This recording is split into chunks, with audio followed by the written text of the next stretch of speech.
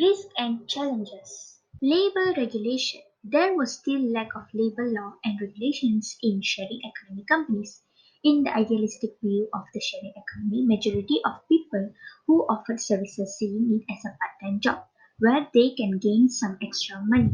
It was not a main source of income for an individual. According to the research, only 0.07 of employees worked as full-time Uber drivers, which shown in the figure. Hence, sharing economy companies claimed that their workers were considered temporary self-employees and did not need to provide employees' rights and protection. Customer protection. Customer regulation was one of the challenging issues in sharing economy. The provision of the goods and services transferred was lacking in legislation of sharing economy. However, there was no any monitoring measures taken by the accommodation which might jeopardize the customers. Property rights. According to the report, three-quarters of all Airbnb rentals in the city were illegal, violating zoning or other laws. Commercial operators, not hard luck residents, supply more than a third of the units and generate more than a third of the revenue.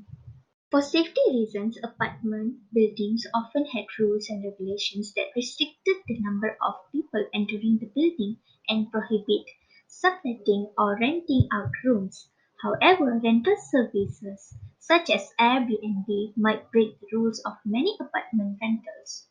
The rise of sharing economy. The figure shows an online survey of online customers willing to participate in sharing communities among 30,000 consumers in 60 countries. The research showed that Asians were more willing to have sharing economy than Western people. The establishment of a sharing economy had important relation with government cooperation. According to a report of sharing economic growth in covering China country and Western countries, Western governments were strongly opposed to the sharing economy as they could not respond to the fast-paced environment. The figure shows the number of sharing economy users in the United States from the year 2016 to 2021. From the figure, we could see that although Western countries such as the US had lower rate of sharing economy users than Asian countries like China, but their sharing economy users were still increasing year by year.